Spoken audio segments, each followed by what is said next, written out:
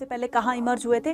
तमिलनाडु के अंदर थे। और ये किसकी डिवोटी थी? ये नयनार की डिवोटी थी, है ना। अब उन्होंने कहा कि देखो सेपरेट इलेक्शंस को लेकर के अलग अलग जो हमारे कॉन्स्टिट्यूशन असेंबली में क्या थे, जो लीडर थे, तो उन्होंने अपनी अपनी ओपिनियन दी किसको लेकर, सेपरेट इलेक्शंस को लेकर। तो कुछ तो इसको सपोर्ट कर रहे थे, लेकिन बहुत सारे लोग जो है मोर देन 50% जो है इसको क्रिटिसाइज कर रहे थे कि सेपरेट इलेक्शन नहीं होना चाहिए। और ज्यादा एग्रेसिव हो जाते हैं कि ये तो सरासर अंग्रेजों ने इंडियंस के साथ में गलत किया है। तो इससे एक उनको ना क्या बोलते हैं, एक रीजन, सॉलिड रीजन मिल जाता है। Hello student, welcome back to Mattis 24/7। This is Anita Sharma, your history mentor. Student, आज के इस वीडियो में हम क्या करने वाले हैं, एक और पीवाईक्यू करने वाले हैं। तो इससे पहले हम 2 पीवाईक्यूज आप लोगों को करवा चुके हैं विद सॉल्यूशन। तो अगर किसी ने नहीं देखे हैं वो 2 पीवाईक्यूज, तो जाकर के इसको जरूर देखिएगा। तो आज हम करने वाले हैं 3rd नंबर का पीवाईक्यूज। आपको भी पता है कि पीवाईक्यूज जो है वो बहुत बहुत ज्यादा अपनी एक इंपॉर्टेंस रखते हैं, चाहे वो कोई भी एग्जाम है, ना सिर्फ बोर्ड एग्जाम, ना सिर्फ आपका सीयूटी एग्जाम, ना सिर्फ आपके कोई भी कॉम्पिटेटिव एग्जाम्स ले लो या कोई भी एग्जाम ले लो, तो उसके पीवाईक्यूज जो है वो करने बहुत जरूरी होते हैं। पीवाईक्यूज से हमें एक क्वेश्चन पेपर की स्ट्रेटेजी पता चल जाती है ना, किस टाइप के क्वेश्चंस जो है पूछे जा सकते हैं हमारे एग्जाम में, राइट। तो ये जो पीवाईक्यूज मैं आप लोगों के लिए लेकर आती हूँ विद सॉल्यूशन, तो इससे आपको ये पता चल जाएगा कि किस चैप्टर से ज्यादा क्वेश्चंस पूछे गए हैं, है ना। और जो है वो कोई बहुत सारे क्वेश्चंस ऐसे हैं जो रिपीटेडली पूछे जा रहे हैं, है ना, जो पिछले साल भी पूछे गए थे, इस साल भी पूछे गए हैं, और हो सकता है कि इस बार एज इट इज आपको देखने को मिले, राइट। तो क्या करेंगे, इन सारे के सारे पीवाईक्यूज को आप एक बार जरूर से सारे एग्जाम से पहले इनको सबको देखकर जरूर जाइएगा, है ना। तो इससे आपको काफी हेल्प मिलेगी। तो आज हम करने वाले हैं क्या, आज हम करने वाले हैं 61, ठीक है, 6131। तो ये सेट नंबर है, ठीक है। और ये प्रीवियस ईयर का क्वेश्चन पेपर है जो कि है आपका हिस्ट्री का। तो सबसे पहले ना आपका जो भी क्वेश्चन पेपर आपको दिया जाता है तो उसमें इंस्ट्रक्शंस लिखी होती है। इंस्ट्रक्शंस को बहुत ध्यान से आपको पढ़ना होता है।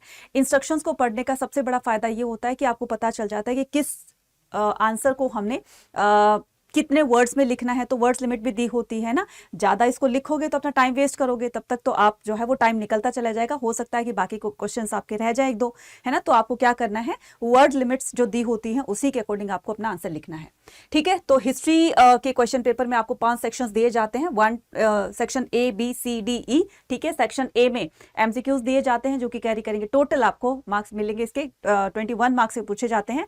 हर एक क्वेश्चन कैरी करेगा आपका 1 मार्क्स। उसके बाद शॉर्ट क्वेश्चन पूछे जाते हैं किसमें, सेक्शन बी में, ठीक है। और सेक्शन बी में शॉर्ट क्वेश्चन जो होंगे वो आपके 5 शॉर्ट क्वेश्चंस दिए जाएंगे और हर एक क्वेश्चन कैरी करेगा आपका 3 मार्क्स, ठीक है। और क्वेश्चन सेक्शन सी में क्वेश्चन नंबर 28 से लेकर 30 यानी कि 3 क्वेश्चंस आपको दिए जाएंगे और हर एक क्वेश्चन कैरी करेगा आपका 8 मार्क्स। इसमें वर्ड लिमिट भी दी होती है, तो 300 to 350 वर्ड्स में आपको अपना ही लॉन्ग आंसर लिखना है। सेक्शन डी में सोर्स बेस्ड क्वेश्चन होते हैं, ये बहुत इजी होते हैं ना। आपको पैराग्राफ बेस्ड क्वेश्चन दिया होता है, उस पैराग्राफ को ठीक से पढ़ना होता है, अंडरस्टैंड करना होता है और फिर उसके नीचे जो क्वेश्चंस दिए होते हैं उसको आंसर लिखना होता है, ठीक है। आप हेल्प ले सकते हो कि आप उसमें से सर्च करके कुछ उसमें अपनी वर्डिंग्स भी आपको उसमें ऐड करनी पड़ेगी। इससे क्या होगा कि आपका जो आंसर है वो और ज्यादा अच्छा लगेगा, है ना, एग्जामिनर को। तो सेक्शन ई में क्या हो जाए, सेक्शन ई में हम मैप बेस्ड क्वेश्चन करेंगे जो कि कैरी करेगा आपका 5 मार्क्स, ठीक है। तो इस तरह के इंस्ट्रक्शंस पढ़ने के बाद हम स्टार्ट करते हैं आज का हमारा ये पीवाईक्यू सॉल्यूशन। तो सेक्शन ए में मल्टीपल चॉइस टाइप क्वेश्चन होंगे जो कि क्या करेंगे, ये टोटल आपके 21 मार्क्स के होंगे और हर एक क्वेश्चन कैरी करेगा आपका 1 मार्क्स, ठीक है। तो यहाँ से पढ़ते हैं, तो ये ना हिंदी और इंग्लिश दोनों में लिखा हुआ है, ठीक है। तो जिस लैंग्वेज में आपको समझ में आती है तो आप उसी लैंग्वेज में आपको उसमें समझना है। निम्नलिखित विकल्पों में से सुश्रुत संहिता के विषय की पहचान करनी है। तो ये सुश्रुत संहिता जो थी ये एक बुक थी, ठीक है ना, एक बुक थी और महर्षि सुश्रुत ने इसको लिखा था। तो इस बुक में किस चीज के बारे में लिखा गया वो आपको बताना है।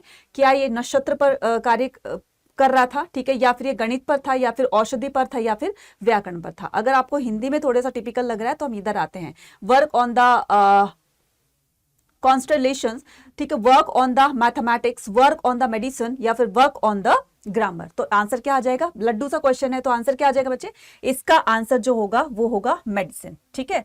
आंसर क्या हो जाएगा बच्चे, इसका आंसर होगा medicine is the correct answer. तो जो सुश्रुत संहिता है उसमें सारी जितने भी हमारी आयुर्वेदिक जो दवाइयां हैं उसका सारा का सारा वर्णन जो है हमें किसमें मिलता है, हमें मिलता है सुश्रुत संहिता में, ठीक है। अब ये जो आयुर्वेद के बारे में बताना है तो भारत की ही देन है, पूरी दुनिया को, पूरे संसार को आयुर्वेद के बारे में बताना जो है वो कहाँ से इमर्ज होता है, तो वो इंडिया से ही होता है ना।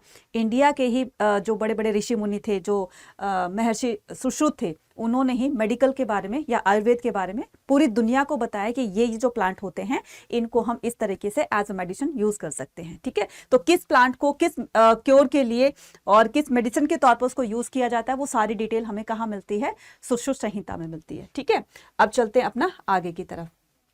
आगे कहता है सिंधु घाटी सभ्यता के बारे में निम्नलिखित कथनों को आपको पढ़ना है। हिंदी में दिया हुआ है। ठीक है, अब हम क्या करेंगे, इंग्लिश की तरफ चलते हैं। Read the following statement about the Indus valley civilisation. Early and mature Harappa culture share the subsistence strategies, है ना। सबसिस्टेंस स्ट्रेटजी का मतलब होता है कि वो जो वो एग्रीकल्चर किया करते थे तो कौन कौन सी टेक्नोलॉजीज को यूज किया करते थे। अब वो प्लांट ईटर भी थे, वो लोग एनिमल ईटर भी थे, तो उनके बारे में बताना क्या कहलाता है, सब्सटेंशियल स्ट्रेटजीज कहलाता है। मिलेट्स हैव बीन, मिलेट्स क्या होता है बच्चे, बाजरा होता है ना। तो millets have been found from one of the Indus valley civilisation. तो ये जो मिलेट है ये भी हमें इंडस वैली सिविलाइजेशन की एक साइट से इसके भी प्रूफ मिले हैं। ठीक है, और archaeologists have found evidences of the plough field at the Kalibangan. तो हमें प्लो फील्ड के जो साक्ष्य हैं, यानी कि जुते हुए खेतों के साक्ष्य हमें कालीबंगा से मिले हैं, जो कि बिल्कुल ठीक है।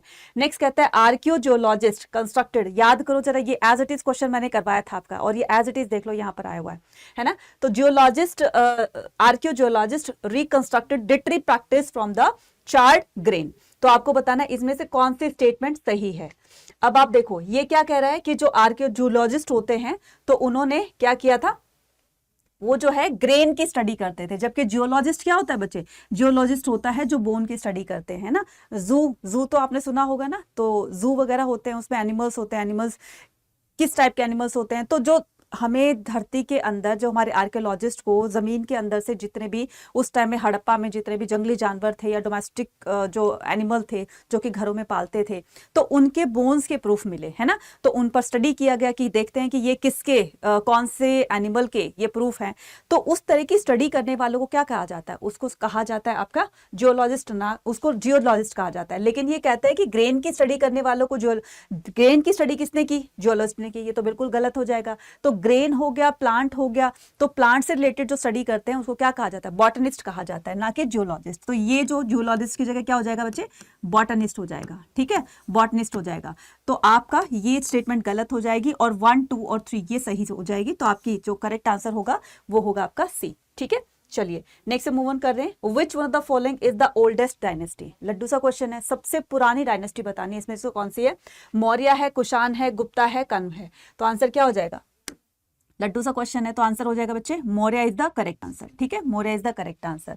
नेक्स्ट मूव ऑन करेंगे। Which one of the following is not, आपको नॉट पर कंसिडर करना है। काफी सारे बच्चे ना गलती कराते हैं कि जल्दबाजी में नॉट नहीं पढ़ते हैं और फिर उसका आंसर गलत कराते हैं, बिल्कुल ऑपोजिट कराते हैं। तो बच्चे ये ऐसा नहीं होना चाहिए। ठीक है, तो क्या हो जाएगा, which one of the following is not a literature of the Buddhist.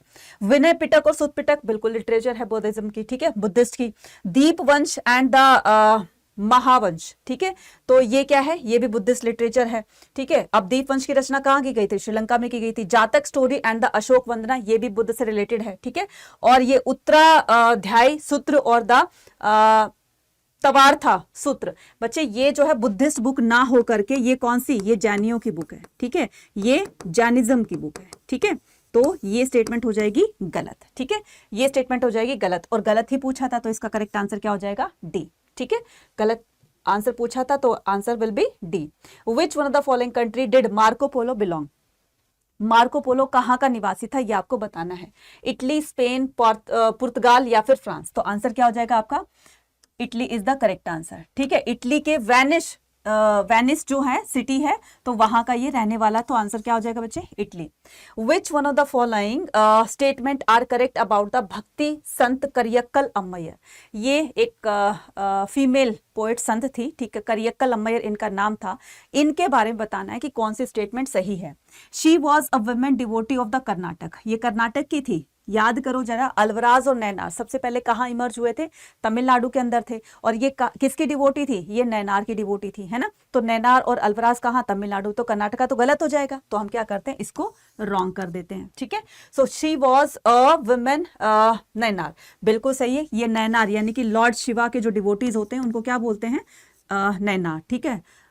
Lord Shiva, ठीक है, लॉर्ड शिवाज डिवोटीज, ठीक है। लॉर्ड शिवा के भक्तों को क्या कहा जाता है? नैनार कहा जाता है। तो ये तो आपको पता होगा ना, अल्वराज और नैनार में दोनों में डिफरेंस क्या है। जो अल्वराज होते थे वो लॉर्ड अल्वराज जो होते थे, अल्वराज, ठीक है, अल्वराज जो होते थे वो लॉर्ड विष्णु के डिवोटीज थे, ठीक है, वो लॉर्ड विष्णु के डिवोटीज थे। और जो नैनार थे वो लॉर्ड शिवा के डिवोटीज थे, ठीक है। तो she was the devotee of the Shiva, बिल्कुल सही है। नैनार शिवा के ही तो थे ना। तो उसके बाद शी कंपोज द नल्लैयर दिव्य प्रबंधनम, तो इन्होंने नल्लैयर दिव्य प्रबंधनम की रचना की थी, इन्होंने थोड़ी ना की थी, ठीक है। तो इसका आंसर जो हो जाएगा वो होगा आपका 2, ये आपका 2 और 3 इज द करेक्ट आंसर। तो आंसर हो जाएगा इसका डी, ठीक है, आंसर हो जाएगा डी। चलिए जी, नेक्स्ट मूव ऑन करते हैं। ये हो गया आपका क्वेश्चन नंबर 7 आ गया है। भारत में चार्ल्स कॉर्नवालिस द्वारा निम्नलिखित में से कौन सी राजस्व प्रणाली लागू की गई थी? जमींदारी व्यवस्था, रैयतवाड़ी व्यवस्था, माहलवाड़ी व्यवस्था या फिर मालगुजारी व्यवस्था। तो आंसर क्या हो जाएगा? जमींदारी व्यवस्था। अब ये जमींदारी जो है वो परमानेंट सेटलमेंट को भी कहा जाता है, जिसमें जमींदार को मीडिएटर बनाया गया था। जमींदार किसानों से क्या लेता था? रेवेन्यू कलेक्ट करता था, और रेवेन्यू कलेक्ट करके ईस्ट इंडिया कंपनी को देता था। तो मीडिएटर किसको बनाया गया था? जमींदार को बनाया गया था। इसीलिए इस सिस्टम को जमींदारी सिस्टम भी कहा जाता है। इसका अगर हिंदी में वर्जन नहीं समझ में आता है तो इंग्लिश में देख लीजिए, जमींदारी सिस्टम, माहलवाड़ी सिस्टम, रैयतवाड़ी सिस्टम और मालगुजारी सिस्टम। तो इसका जो करेक्ट आंसर होगा वो क्या हो जाएगा? आपका करेक्ट आंसर होगा जमींदारी सिस्टम, ठीक है, zamindari system. Next, which one of the following are correct about the Mughal land revenue collection? तो मुगल लैंड रेवेन्यू कलेक्शन के स्टेटमेंट के आधार पर आपको बताना है इनमें से कौन सी स्टेटमेंट सही है। तो कनकूट जो है estimate of the croppers, right, तो ये मैं आपको हिंदी में दिखा देती हूँ, ठीक है, ताकि आपको चीजें और अच्छे से समझ में आ जाए, ठीक है। अब देखो, मुगल भू राजस्व संग्रह के बारे में निम्नलिखित में से कौन सा कथन सही है? अब सही है वो बताना है आपको कि कनकूट क्या होता है कि अच्छी, मध्यम और निम्न स्तर पर फसलों का आंकलन करना। देखो कनकूट क्या होता है, इसको हम ब्रेक करते हैं, ठीक है। तो कनकूट, कण का मतलब होता है अनाज बच्चे, ठीक है, कण का मतलब क्या होता है? अनाज होता है। इस कण का मतलब क्या होता है? अनाज होता है, ठीक है। और कूट का मतलब होता है अनुमान, राइट, इसका मतलब क्या होता है? अनुमान, अंदाजा, एक्सपेक्टेशन जो होती है, मतलब अंदाजा, ठीक है। तो उसमें ना जितनी जो फसल होती है तो उसको 3 भागों में बांट दिया जाता है। एक तो अच्छी फसल होती है, एक मध्यम, ठीक है, एवरेज हो गई, ठीक ठाक हो गई, एक बिल्कुल कम स्तर पर फसलों का आंकलन किया जाता है। तो ये स्टेटमेंट बिल्कुल सही है कनकूट का। बटाई क्या होती है? फसलों की कटाई, बोरों में भरना और आपसी रजाबंदी से बंटवारा करना। मतलब कि बटाई वो होती है कि लैंड किसी और की है और जब किसी वर्कर्स को उस पर हायर किया गया, ठीक है, तो उसमें जितना अनाज होगा ना तो वो उनके अंदर बट जाएगा, ठीक है। तो बटाई का मतलब ये हो गया, राइट। और खेत बटाई क्या होती है? बोने से पहले खेतों का बंटवारा। खेत बटाई यहां पर होगी, राजा और जमींदार के बीच फसल का बंटवारा होता है। और लॉन्ग बटाई क्या हो जाएगी? बोने से पहले खेतों का बंटवारा। तो इसका जो करेक्ट आंसर होगा वो होगा 1 और 2 इज द करेक्ट आंसर, ठीक है, 1 और 2 इसका करेक्ट आंसर हो जाएगा, राइट। नेक्स्ट हम मूव ऑन करेंगे विजयनगर के जल संसाधनों के रूप में, ठीक है, क्या करेंगे यहां पर देखते हैं। तो which one of the following option is correct about the water resources of the Vijayanagar empire? तो देखो मैंने कल भी बताया था आपको, ठीक है, कि विजयनगर मतलब कहाँ पर? कर्नाटका में। तो साउथ साइड में ना पानी की बहुत ज्यादा कमी देखी जाती थी, है ना। आज भी तमिलनाडु साइड में जाओगे तो वहां पर बहुत ज्यादा पानी की कमी देखी जाती है। इसलिए वहां पर बड़े बड़े टैंकर्स आते हैं और लोग ना सुबह से ही अपने लाइन लगाकर, अपने बकेट वगैरह उठाकर ना लाइन लगा लेते हैं कि जब टैंकर आएगा तब उनको पानी मिलेगा। पुष्पा मूवी देखी होगी आपने, है ना। तो उसमें भी टैंकर लाया जाता है क्योंकि लोगों को ना वहां पर पानी की जो है बहुत ज्यादा किल्लतों को सहना पड़ता है। इसलिए जो है वाटर रिजर्वियर्स बनाए गए, ठीक है, ताकि वहां के लोगों को थोड़ी सी पानी की प्रॉब्लम से थोड़ी सी राहत मिल जाए। तो उसके लिए काफी सारे क्या किए गए थे? इंतजाम किए गए थे, जिसमें कि बताया गया था कि रिवर कावेरी फ्लोदा। तो इसमें बताना है कि water resources of the Vijayanagar empire किस तरीके के इंतजाम किए गए थे वाटर प्रॉब्लम को सॉल्व करने के लिए। रिवर कावेरी रिवर तो फ्लो ही नहीं करती थी, तो ये स्टेटमेंट तो पहले ही गलत हो गई, ठीक है, ये कह रहा है कि Kaveri river flow the Vijayanagar towards the north easterly, तो नॉर्थ ईस्टर्ली में कौन सी, कावेरी ना हो करके, और यहाँ पर जो आ जाएगा वो क्या आ जाएगा बच्चे, कृष्णा आएगा। ठीक है, ये मैंने चैप्टर में बहुत अच्छे से तुम्हें 2-3 बार करवाया हुआ है, जा करके चैप्टर को अच्छे से समझिएगा। कावेरी ना होकर के यहाँ पर क्या आना था, यहाँ पर आना था कृष्णा, क्या आना था बच्चे, कृष्णा आना था। ठीक है, तो river Krishna flow the Vijayanagar, तो यह नॉर्थ ईस्टर्ली डायरेक्शन में, यानी कि आपका क्या हो जाएगा, ये नॉर्थ हो गया, ये साउथ हो गया, ईस्ट हो गया और वेस्ट हो गया, तो ये आपका नॉर्थ ईस्टर्ली यानी कि इस वाली डायरेक्शन में, ठीक है, इस वाली डायरेक्शन में क्या करती थी, ये फ्लो किया करती थी। ठीक है, उसके बाद embankment were built by the Gajapati rulers in the Vijayanagar. Kamalapuram tank water was conducted through a channel of the Royal Center, तो इसमें कमलापुरम टैंक बनवाया गया था। ठीक है, जिससे कि लोगों को मतलब रॉयल सेंटर तक उसकी कनेक्टिविटी की गई थी, तो ये बिल्कुल सही स्टेटमेंट है। तो Kamalapuram tank water was conducted through a channel to the royal centre. Hiriya canal was built, तो हीरिया कैनाल सुलवा डायनेस्टी के राजाओं ने बनवाया था, नहीं बच्चे, किसने बनाया था, संगम डायनेस्टी के राजाओं ने बनाया था। ठीक है, संगम डायनेस्टी के राजाओं ने बनाया था, सुलवा की जगह आ जाएगा संगम। समझ में आ गया, इजी था ना, थोड़ा सा आपको सोचना पड़ेगा, सारे क्वेश्चंस आपको रिकॉल हो जाएंगे, लेकिन रिकॉल करने के लिए आपको क्या करना पड़ेगा, दोबारा से चैप्टर को समझना पड़ेगा, है ना। और अगर थोड़ा सा भूल गए हो, कहीं पर धूल मिट्टी जम गई है थोड़ी सी आपकी मेमोरी में, उसको थोड़ा सा साफ सफाई बीच बीच में करते रहा करो। ठीक है, उसकी सफाई करते रहा करो ताकि आपकी मेमोरी जो है वो बनी रहे, शार्प होती रहे। राइट, चलिए नेक्स्ट में मूव ऑन करेंगे। आपको इस पिक्चर को देखकर बताना है ये कौन सा टेम्पल है, हजार Ram temple, Kailashnath temple, Chidambaram temple या फिर बृहदेश्वर टेम्पल। तो आंसर क्या हो जाएगा, इजी सा क्वेश्चन और ये बहुत बार पूछा गया, ये तो आपका सीयूटी एग्जाम में भी पूछा गया था लास्ट टाइम। तो इसका आंसर जो होगा वो होगा आपका Brihadeshwara temple is the correct answer. Next move on करेंगे। कृष्णदेव राय विजयनगर साम्राज्य के निम्नलिखित में से किस वंश से संबंधित है। ये क्वेश्चन तो आप ये लगा लो सीबीएसई का क्या, एनटीए का क्या, मतलब सीयूटी में हर बार पूछा जाता है कि जो कृष्णदेव राय थे, जो विजयनगर के सबसे पावरफुल रूलर माने जाते हैं, तो वो कौन सी डायनेस्टी से बिलोंग करते थे। तो संगम, सुलवा, तुलवा और अराविदु। मैंने आपको एक ट्रिक बताई थी ना, तो जल्दी से कमेंट सेक्शन में लिखकर मुझे ट्रिक बताओ फटाफट फटाफट से। तो मैंने क्या ट्रिक बताई थी आपको, ट्रिक बताई थी SST, और ये ट्रिक तो आपको ऐसी मतलब फिंगर टिप्स पे होनी चाहिए कि कोई आपसे नींद में भी पूछे ना तो भी बता दो कि मैडम ने ये ट्रिक बताई थी, और इस ट्रिक से यकीन मानो हर बार क्वेश्चन आते हैं। तो इसको तो बिल्कुल भी अपने दिमाग में इसको फिट कर लो, है ना। तो इसका जो करेक्ट आंसर होगा, मतलब मैं आपको ट्रिक बता देती हूँ, SSTA। ठीक है, तो सबसे पहले जो विजयनगर साम्राज्य पर रूल करने वाली जो सबसे पहली डायनेस्टी थी उसका नाम क्या था, संगम डायनेस्टी। ठीक है, संगम डायनेस्टी। सेकंड थी सलुवा डायनेस्टी। ठीक है, थर्ड थी तुलुवा डायनेस्टी, क्या थी, तुलुवा डायनेस्टी।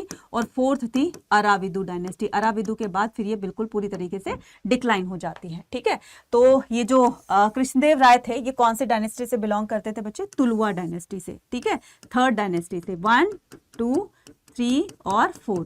याद रखना, कहीं थर्ड पे तुम ये कर दो, उसको ऊपर कर दो, उसको नीचे कर दो, नहीं, ये सीक्वेंस है, आपको ऐसे क्रोनोलॉजिकल ऑर्डर में इसको लगाना है। ठीक है, चलिए नेक्स्ट मूव ऑन करेंगे। तो आपको बताना है क्वेश्चन नंबर 11, निम्नलिखित जानकारी की सहायता से 1857 के रिवोल्ट के इस नेता की पहचान करनी है। ठीक है, अब आपको ये स्टेटमेंट पढ़नी है और पढ़ते ही आपको पता चल जाएगा। लड्डू सा क्वेश्चन है एकदम। ठीक है, लड्डू ना लगा लो, गुलाब जामुन लगा लो, रसमलाई लगा लो, कुछ भी लगा सकते हो, है ना, जो भी आपको पसंद हो। तो वह दिल्ली का शासक था, वह दिल्ली का शासक था। ठीक है, और आखिरी मुगल शासक था। क्वेश्चन का आंसर आपको यही पता चल गया, आई थिंक सो, है ना। तो अंग्रेजों के खिलाफ उन्होंने 1857 के विद्रोहियों की वैधता को प्रदान की। बिल्कुल सही है, तो आंसर क्या हो जाएगा, Bahadur Shah Zafar is the correct answer. ठीक है, आंसर क्या हो जाएगा, Bahadur Shah Zafar is the correct answer, है ना लड्डू सा क्वेश्चन। चलिए बता तो दो कौन सी तुम्हें स्वीट पसंद है ताकि मैं वही वही बोलूं। चलिए, नीचे दिए गए कथन है, एक में असर्शन है तो दूसरा रीजन है, निम्नलिखित को ध्यानपूर्वक पढ़ना है और सही विकल्प का चयन करना है। जलियांवाला बाग हत्याकांड ने स्वतंत्रता के लिए भारत के संघर्ष एक महत्वपूर्ण मोड़ चिन्हित किया। तो ये जो जलियांवाला बाग हत्याकांड था, ठीक है, जहां पर जो है हमारे पॉलिटिकल लीडर्स मीटिंग करने वाले थे, लेकिन पहले ही गांधी जी को अरेस्ट करके उनको जेल में डाल दिया गया, वहां तक पहुंचने ही नहीं दिया, है ना।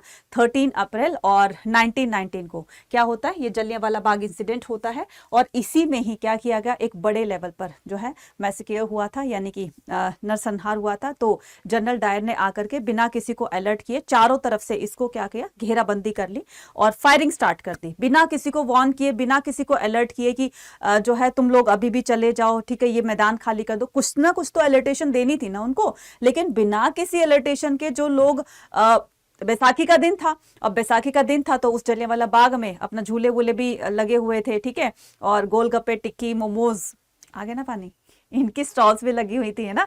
तो कुछ लोग तो जैसे बच्चे भी थे और जो फीमेल्स वगैरह थी, वुमेन वगैरह थी, तो वहां पर पे कुछ लोग एंजॉय करने के लिए भी आए हुए थे, मेला देखने के लिए आए थे, भाई हम तो मेले में जाएंगे और वहां पर खूब एंजॉय करेंगे। क्या पता था कि उनके सर पे मौत मंडरा रही है ना। तो इस तरीके से जलियांवाला बाग में एक जो है बहुत बड़े लेवल पर लोगों को मारा गया, और ये जो हत्याकांड था स्वतंत्रता के लिए भारत के संघर्ष में एक महत्वपूर्ण मोड़ चिन्हित किया। और इसी की वजह से क्या करते हैं हमारे जो पॉलिटिकल लीडर थे और ज्यादा एग्रेसिव हो जाते हैं कि ये तो सरासर अंग्रेजों ने इंडियंस के साथ में गलत किया है। तो इससे एक उनको ना क्या बोलते हैं, एक रीजन, सॉलिड रीजन मिल जाता है।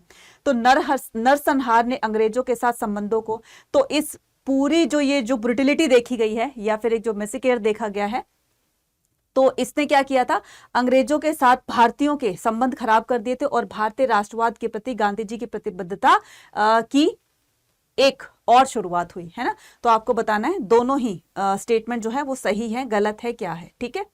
तो the massacre the spoiled the relation with the British and was opening the Gandhiji's commitment to the Indian national, बिल्कुल सही है। तो दोनों स्टेटमेंट जो है एक दूसरे से मैच कर रही हैं। तो इसका जो करेक्ट आंसर होगा वो होगा ये, both assertion A and reason are true and the reason are is the correct explanation of A, ठीक है।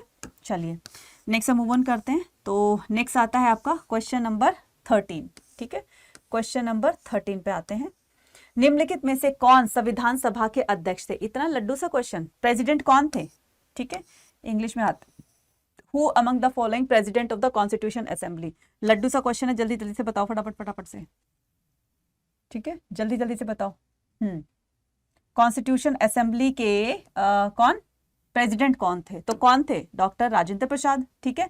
तो आंसर क्या हो जाएगा? Doctor Rajendra Prasad is the correct answer.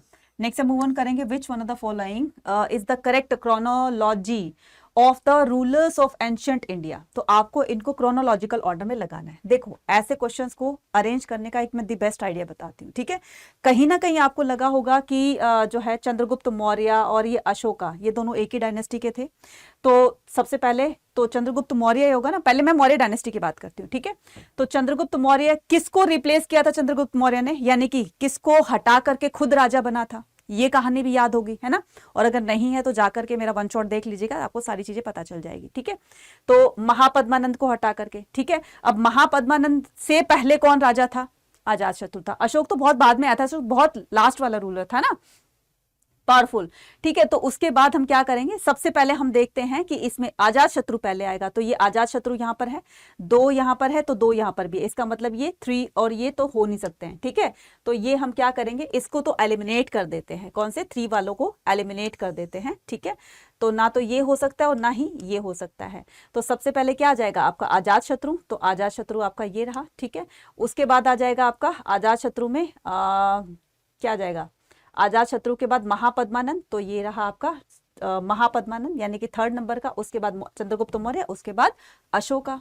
यही तो क्रोनोलॉजिकल ऑर्डर है इसका, ठीक है। तो आंसर हो जाएगा ये, ठीक है। फिर से बताऊं आपको, देखो क्या था कि महापद्मानंद, याद करो जरा, ये जो कौन कौटिल्य था, चाणक्य था, इसने इसको जो है वो महापद्मानंद ने ही इंसल्ट करके निकाला था अपने राज्य से, और चोटी वोटी खोल के, हाँ देख लूंगा तुम्हें, मैं बदला जरूर लूंगा तुमसे, है ना। फिर चंद्रगुप्त मौर्य को राजा बनाता है और इसकी तो टिकट कार्ड, मतलब इसका पत्ता साफ कर देता है, मतलब इसको डिथ्रोन कर देता है, ठीक है, चंद्रगुप्त मौर्य। तो पहले जो है वो कौन आएगा, तो ये तो चलो हम इन तीनों के बारे में तो पता है। अजात शत्रु जो है वो क्या था, अजात शत्रु इनसे भी पहले वाला राजा था। तो 1st नंबर पे आ जाएगा ये, 2nd नंबर पे आ जाएगा महापद्मानंद, 3rd नंबर पे आ जाएगा आपका चंद्रगुप्त मौर्य, 4th नंबर पे आ जाएगा आपका अशोका। तो जो करेक्ट आंसर हो गया आपका ये, ठीक है। आई होप आपको समझ में आ गया होगा। नेक्स्ट हम मूव ऑन करते हैं। नेक्स्ट क्या कहता है, फिल इन द ब्लैंक्स।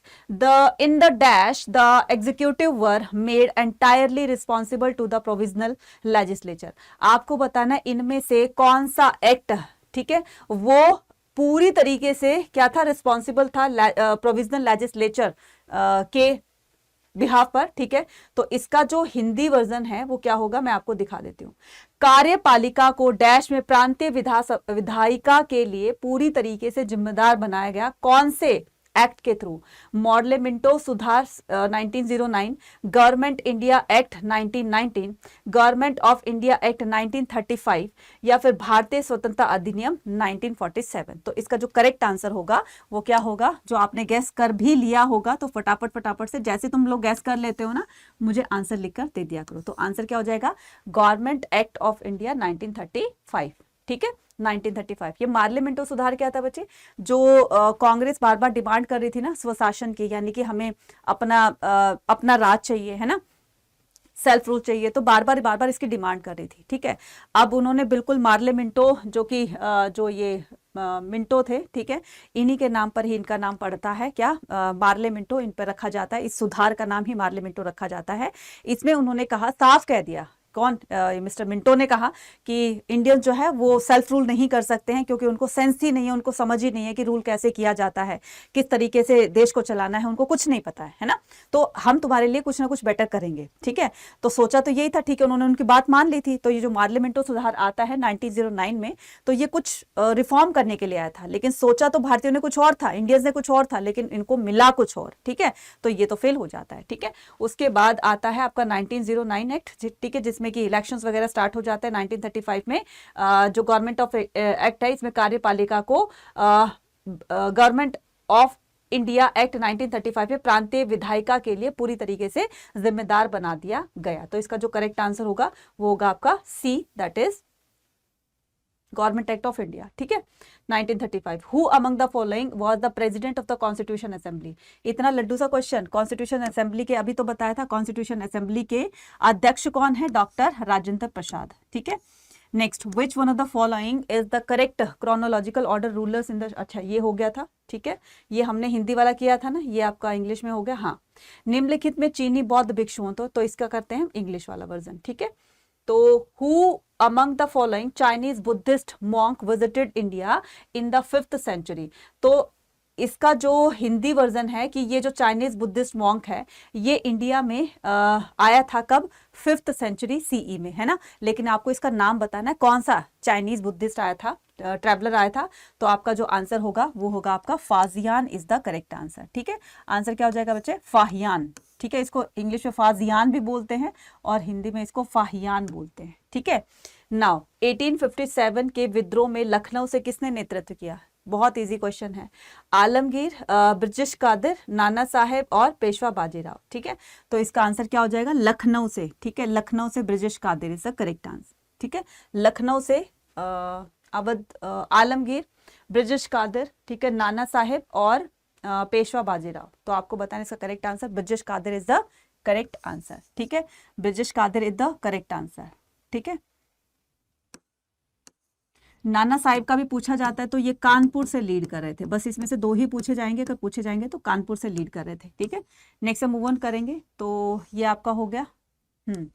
निम्नलिखित कथनों को पढ़ना है। बर्नियर के विवरण ने 15वीं शताब्दी के पश्चिमी विचारकों को प्रभावित किया। मॉन्टेस्क्यू ने, ये क्या कह रहा है? 15th century में, जबकि ये आया तो कब था? 17th century में तो ये इंडिया आया था।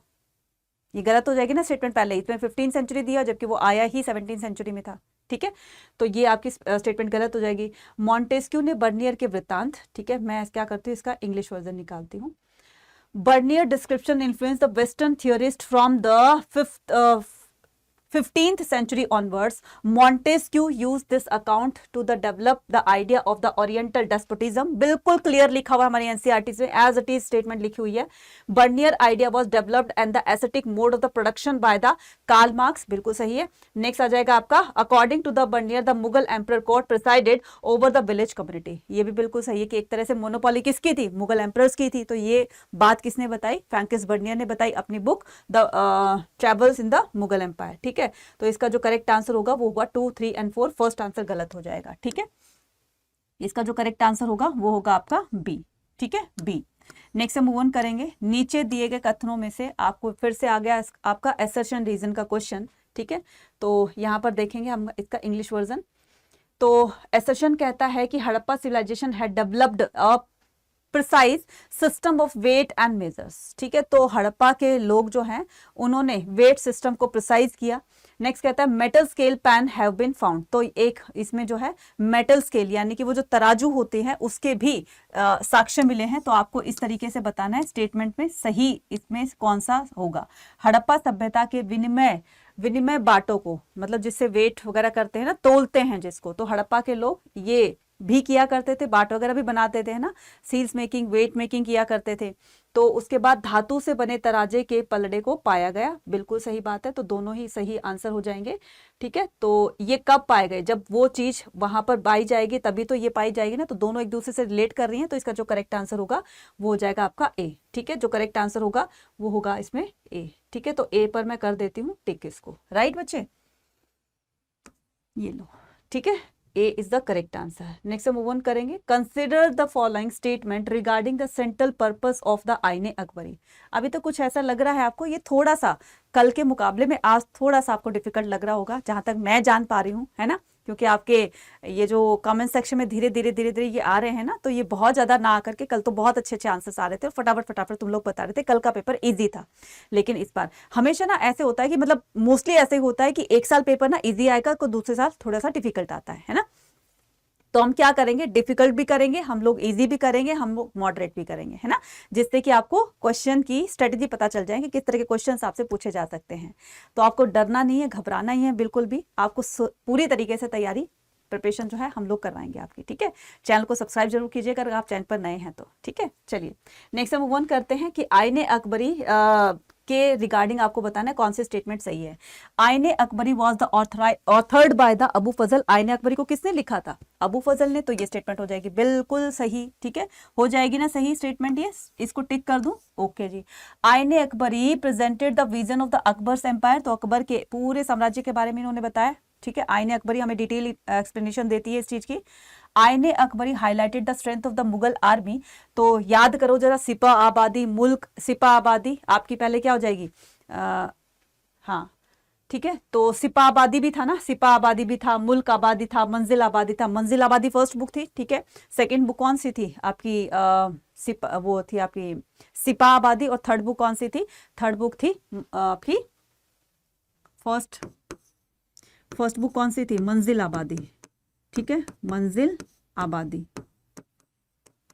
ये आईने अकबरी के पार्ट्स में बता रही हूँ। ठीक है, सेकंड कौन सी थी आपकी, सिपाह आबादी। ठीक है, सेकंड कौन सी थी, सिपा आबादी, और थर्ड कौन सी थी, मुल्क आबादी। थर्ड कौन सी थी बच्चे, मुल्क आबादी। ठीक है, तो इसमें मुगल की आर्मी के बारे में बताया जाता है, बिल्कुल सही, तो ये भी स्टेटमेंट सही हो जाएगी। आईने अकबरी मेंशन द इक्ता सिस्टम, नहीं बच्चे, इक्ता सिस्टम को लागू किसने कराया था, इल्तुतमिश ने। ठीक है, इल्तुतमिश। ठीक है, तो ये दिल्ली सल्तनत वाला सिस्टम है बच्चे। ठीक है, लागू तो किया था, मुगलों ने भी लागू किया था, लेकिन इसके बारे में आईने अकबरी में नहीं बताया गया है। ठीक है, चलिए आगे चलते हैं। Which one of the following aspect of the Ricardian theory, ठीक है, रिलेटेड। अब ये रिकार्डो, जो जॉन रिकार्डो थे, ठीक है, वो चैप्टर 10 का है ये क्वेश्चन। ठीक है, तो वो आते हैं जब ये जो परमानेंट सेटलमेंट था, ठीक है, तो ये बहुत अच्छा सक्सेसफुली जो है, जो वो चाह रहे थे, जो जिन्होंने मतलब एक्सपेक्ट किया था कि हम इसे बहुत ज्यादा अर्न कर सकते हैं, बहुत ज्यादा रेवेन्यू हमारे पास आ सकता है, तो कहीं ना कहीं वो ना फेल हो रखा था, है ना, फेल हो रहा था। तो इंग्लैंड की तरफ से ना, ब्रिटिश पार्लियामेंट की तरफ से एक इकोनॉमिस्ट भेजा जाता है। इकोनॉमिस्ट जो है वो हमारी मतलब कोई भी कंट्री हो गई, उसकी इकोनॉमी को कैसे अपलिफ्ट किया जाए, कैसे उसको उठाया जाए, कैसे गवर्नमेंट के पास पैसा आ सकता है, कैसे अपनी कंट्री को डेवलप किया जा सकता है, तो ये सारी जो एडवाइस देते हैं वो इकोनॉमिस्ट देते हैं, है ना। तो ये जो डेविड रिकार्डो थे, ठीक है, ये आते हैं और ये जो लैंड रेवेन्यू जो सिस्टम है, तो इनको ना अलग अलग तरीके से इनको डिफाइन करता है कि ऐसे कर सकते हैं तो हमारे पास इतना रेवेन्यू आ सकता है, इससे हम डेवलप कर सकते हैं। तो ये जो था, ये क्या था, ये जो रिकार्डो की थ्योरी थी, ये किससे रिलेटेड थी बच्चे, इकोनॉमी से। ठीक है, किससे रिलेटेड थी ये, किससे रिलेटेड थी बच्चे, इकोनॉमी से। तो डेविड रिकार्डो को क्या करना है, इसका जो करेक्ट आंसर होगा वो आपका हो जाएगा सी। ठीक है, क्या आंसर हो जाएगा, सी। ठीक है, नेक्स्ट मूव ऑन करते हैं। छठी और चौथी शताब्दी ईसा पूर्व के बीच मगध सबसे, अब ये क्या हो गया हमारा, ये हो गया हमारा यहां तक खत्म हो गया। अच्छा, ये होगा with which one of the following aspect the Ricardian theory, अच्छा ये हो गया। ठीक है, इकोनॉमिक हो गया। तो हम क्या करेंगे, अभी हमारे 21 क्वेश्चंस हो गए, यानी कि हमने अब एमसीक्यूज कंप्लीट कर लिए हैं। हमारा सेक्शन ए जो है वो कंप्लीट होता है। अब हम आते हैं सेक्शन बी की तरफ, जिसमें हम शॉर्ट क्वेश्चंस करने वाले हैं। ठीक है, तो हम क्या करेंगे, यहाँ पर देखते हैं, ये शॉर्ट क्वेश्चन है। छठी और चौथी शताब्दी ईसा पूर्व मगध सबसे शक्तिशाली महाजनपद बना, उदाहरण सहित व्याख्या कीजिए। इतना लड्डू सा क्वेश्चन और बहुत बहुत ज्यादा इंपॉर्टेंट क्वेश्चन है ये, है ना। तो आपको उदाहरण सहित व्याख्या करनी है, या फिर छठी शताब्दी ईसा पूर्व से उपमहाद्वीप यानी कि इंडियन सबकॉन्टिनेंट के कई शहरी केंद्र उभरे, इसमें भी आपको विद एग्जाम्पल्स आपको बताना है। तो दोनों में से जो अच्छी तरीके से आते हैं आप उसको डिफाइन कर दोगे। जैसे हम क्या करते हैं, फर्स्ट वाला क्वेश्चन उठाते हैं। तो छठी और ये जो मगध का सबसे पावरफुल बनना, महाजनपद बनना, तो इसके पीछे रीजन क्या था? इसके पीछे 4 से 5 आप रीजन लिख सकते हैं।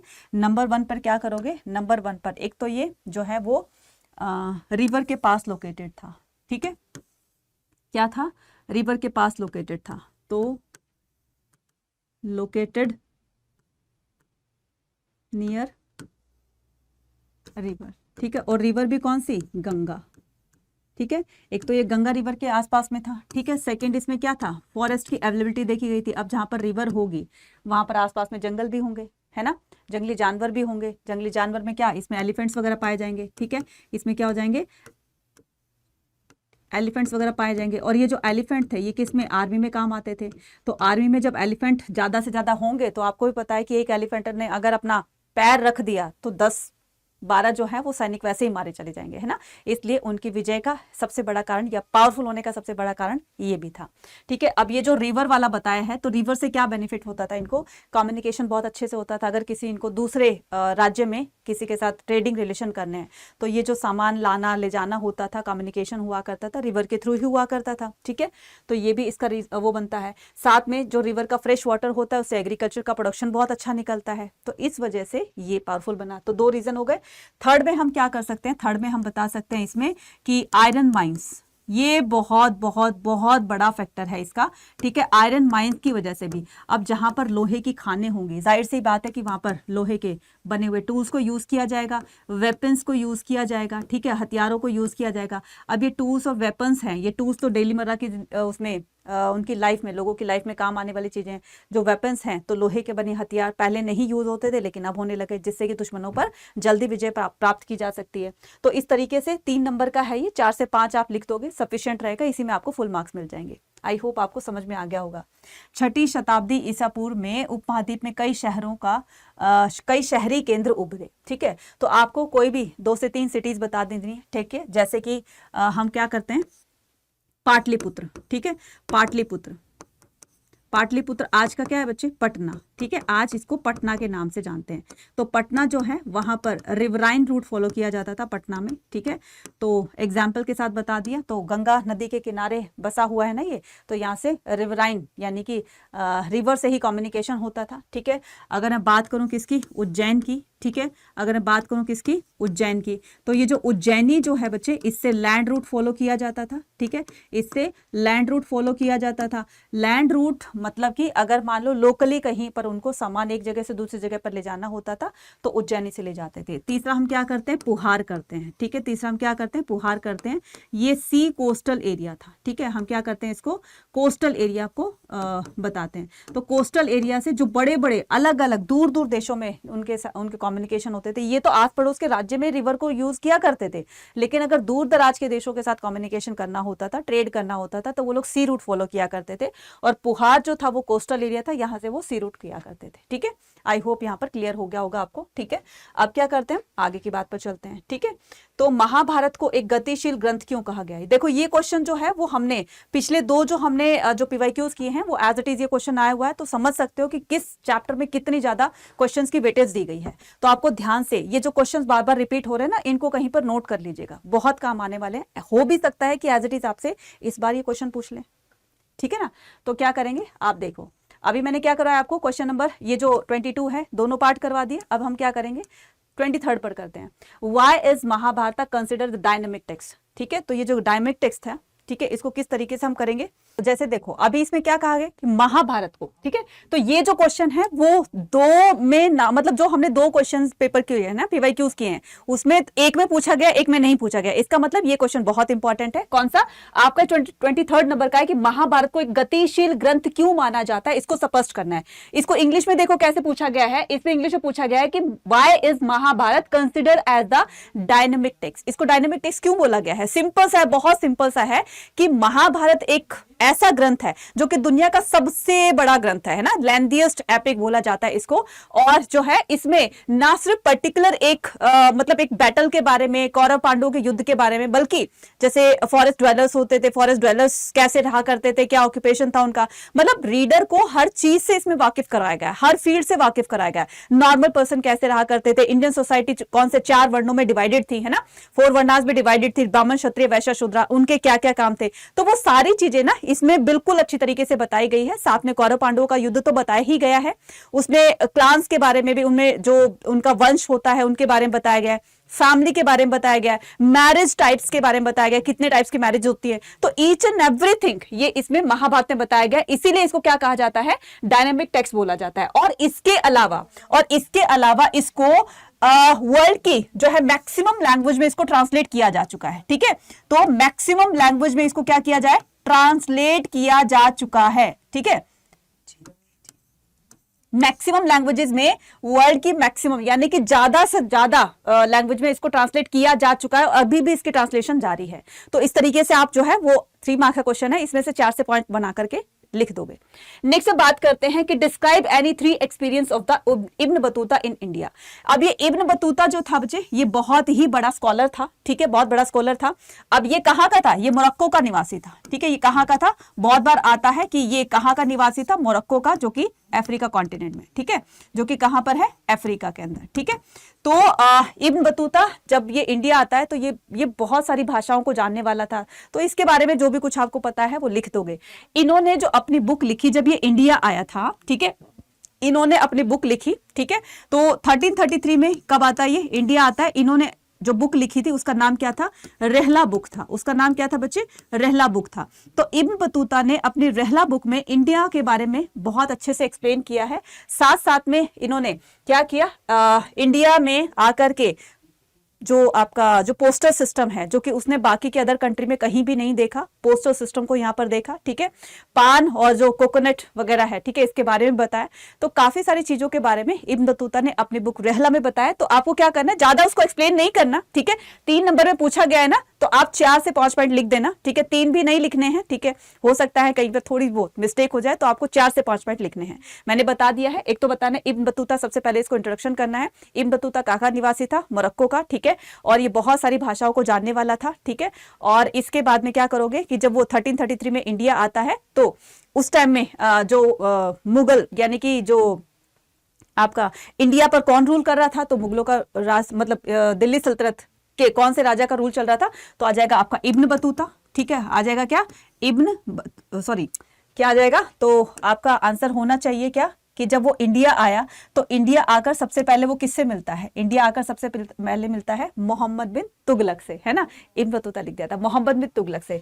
तो ये क्या करता है? तो आपको 4 से 5 पॉइंट कैसे लिखने हैं? 4 से 5 पॉइंट लिखने हैं। मैं आपको पॉइंट्स यहाँ पर बता देती हूँ, ठीक है। सबसे पहले इसका इंट्रोडक्शन देना है। सबसे पहले क्या करना है? इसका छोटा सा एक दो लाइन में इसका इंट्रोडक्शन दे दोगे, ठीक है। उसके बाद क्या करना है? इब्न बतूता की बुक का नाम क्या था बच्चे? रहला। तो रहला में बता दोगे कि इंडिया के बारे में उन्होंने बहुत अच्छी अच्छी बातें इसमें बताई हैं, ठीक है। और इसको रहला को अरेबिक लैंग्वेज में लिखा गया था, ठीक है, अरेबिक लैंग्वेज में लिखा गया था। तीसरा पॉइंट आपको बता देना है कि इंडिया में आकर उसने पोस्टल सिस्टम को क्या किया? पोस्टल सिस्टम के बारे में बताया, ठीक है। तो पोस्टल सिस्टम में भी उलुग है, ठीक है, और दूसरा कौन सा है? दावा है, ठीक है। तो इनके बारे में बता दोगे। फुट सोल्जर्स और फुट जो पैदल चलने वाले थे, ठीक है, और क्या थे? हॉर्स राइडर के बारे में बता दोगे। तो इस तरीके से, ठीक है। तो हॉर्स पोस्ट सिस्टम था और फुट पोस्ट सिस्टम था। उलुग कहा करते हैं किसको? हॉर्स पोस्ट सिस्टम को। और जो फुट पोस्ट सिस्टम था उसको क्या कहते थे? उसको दावा कहते थे, ठीक है। तो ये बता दोगे। फिर 4th पॉइंट में बता दोगे कि जिस टाइम ये इंडिया आया था तो उस टाइम में मोहम्मद बिन तुगलक, ठीक है, MBT, तो इसकी शॉर्ट फॉर्म है मोहम्मद बिन तुगलक रूल किया करता था, ठीक है। और इस तरीके से आप उसको 4 से 5 पे डिफाइन कर दोगे। तो मोहम्मद बिन तुगलक भी एक बहुत अच्छा स्कॉलर था, हालांकि इनकी जो ये पॉलिसीज वगैरह लागू किया करते थे ये थोड़ी फेल हो जाती थी कभी कभी, इसलिए इसको पढ़ा लिखा मूर्ख भी कहते थे। फिर इब्न बतूता ने बताया कि इंडियन सोसाइटी जो है वो 4 भागों में बटी हुई है। बच्चे बहुत कुछ है लिखने के लिए, है ना।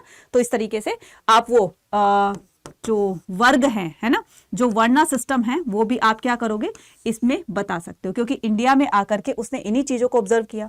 बाद में आता है आपका question number 25, Virupaksha temple was significant in the Vijayanagar empire.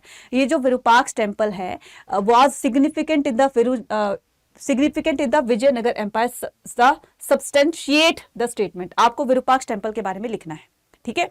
माना जाता है वहां के जो लोग हैं, पृष्ठ वगैरह हैं, वो ये कहते हैं कि विरूपाक्ष भगवान ने खुद आकर के हमें दर्शन दिए थे और उन्होंने कहा था कि तुम्हें इस तरह का एक क्या बनाना है, एक सिटी बनानी है, मतलब एक राज्य बनाना है जो कि विजयनगर होगा। तो उन्हीं के आशीर्वाद से, उन्हीं की कृपा से आज ये विजयनगर जो है इतना ज्यादा फ्लरिश हुआ है, ठीक है। तो ये जो विरूपाक्ष टेम्पल है, ठीक है, ये भगवान शिव और पार्वती के नाम पर डिनोट है, मतलब उनके ऊपर बनाया गया है ये। और इनकी जो मदर जो लोकल गॉडेस थी जिनका नाम था पंपा देवी, ठीक है, तो उनकी वहां पर ना लोकल जो लोग होते हैं उनकी पंपा देवी की मान्यता बहुत ज्यादा है। तो उनकी जो लोकल मदर गॉडेस है उनका नाम पंपा देवी था और इन्हीं पंपा देवी के नाम से उसका नाम उनकी कैपिटल का नाम, विजयनगर की कैपिटल का नाम हम्पी पड़ता है। तो विरूपाक्ष टेम्पल में क्या है, विरूपाक्ष टेम्पल की अपना ही एक सिग्निफिकेंस है, तो उसकी इंपॉर्टेंस लिख देनी है 3 से 4 लाइन में।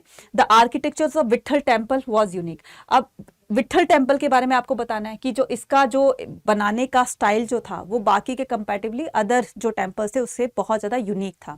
एक जब जैसे हम इसके एंट्रेंस गेट की तरफ जाएंगे ना, जब इसमें एंट्रेंस गेट से हम एंटर करते हैं तो बड़ा सा एक पत्थर का ही ना एक बड़ा सा रथ बनाया गया है ना। तो इस तरीके से आप क्या कर दोगे, उसकी ब्यूटी को डिफाइन करोगे, टेम्पल की ब्यूटी को। बहुत बड़ा ये विट्ठल टेम्पल है और ये जो विट्ठल टेम्पल है इसमें भगवान विट्ठल की मूर्ति को रखा गया और भगवान विट्ठल जो है वो विष्णु जी को बोला गया है, ठीक है, लॉर्ड विष्णु को बोला गया है। तो भगवान विट्ठल की मूर्ति को वहां स्थापित किया गया और जैसे हमने टेम्पल में एंटर किया वहां पर ना पत्थर का एक बहुत बड़ा सा चैरियट बना हुआ है, मतलब कि रथ बना हुआ है। और उसकी ब्यूटी को देखते ही ना एक तरीके से जो विजिटर होता है अट्रैक्ट हो जाता है कि किस कला से, मतलब इंडिया का जो आर्किटेक्चर है वो बाकी उनको ऐसी कला का प्रदर्शन जो है वो कहीं देखने को नहीं मिला जो उनको इंडिया में दिखता है। इस तरीके से बच्चे 4 से 5 आपको डिफाइन कर दोगे, चाहे आपको ये अच्छी तरह से आता है या फिर ये अच्छी तरीके से आता है, ठीक है। अब हम क्या करेंगे, क्वेश्चन नंबर 26 की तरफ चलते हैं।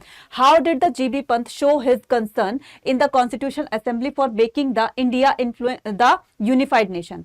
तो ये जो जीबी पंत थे बच्चे, ये क्या करते हैं, इनका जो एक सोचने का जो नजरिया था, है ना, जीबी पंथ का, ठीक है। यहां पर देखिए कि राष्ट्र को एकीकृत, भारत को एकीकृत राष्ट्र बनाने के लिए जीबी पंत ने संविधान सभा में अपनी चिंता कैसे दिखाई दी। देखो जीबी पंत जो थे ना वो सेपरेट इलेक्शन के बहुत ज्यादा खिलाफ थे, है ना, सेपरेट इलेक्शन के बहुत ज्यादा खिलाफ थे। अब उन्होंने कहा कि देखो सेपरेट इलेक्शंस को लेकर के अलग अलग जो हमारे कॉन्स्टिट्यूशन असेंबली में क्या थे, जो लीडर थे, तो उन्होंने अपनी अपनी ओपिनियन दी किसको लेकर, सेपरेट इलेक्शंस को लेकर। तो कुछ तो इसको सपोर्ट कर रहे थे लेकिन बहुत सारे लोग जो है मोर देन 50% जो है इसको क्रिटिसाइज कर रहे थे कि सेपरेट इलेक्शन नहीं होना चाहिए। उन्हीं में से जीबी पंत भी थे। इन्होंने कहा कि सेपरेट इलेक्शन जो है अगर हम इंडिया के अंदर कराते हैं, भारत के अंदर कराते हैं तो वो गलत होगा, इससे जो है वो लोग जो है वो बट जाएंगे, है ना, तो माइनॉरिटी जो है वो मेजॉरिटी से बिल्कुल अलग हो जाएगी, है ना। तो इस तरीके से हमें सेपरेट इलेक्शन नहीं करवाने चाहिए।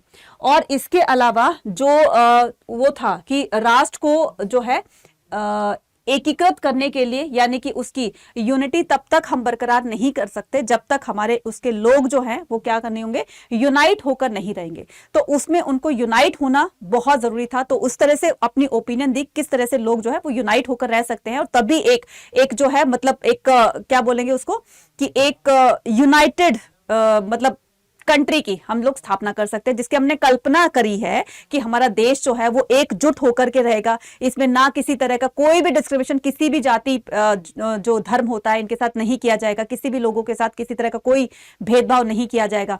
तो इस तरीके से पॉइंट क्या कर दोगे, 3 नंबर में पूछा गया है तो कोई भी 3 पॉइंट आते हैं तो आप उसको लिख दीजिएगा, ठीक है। उसके बाद आपको क्या करना है, 1850 के दशक में अंग्रेजों ने तालुकदारों की शक्तियों को कैसे नियंत्रित किया?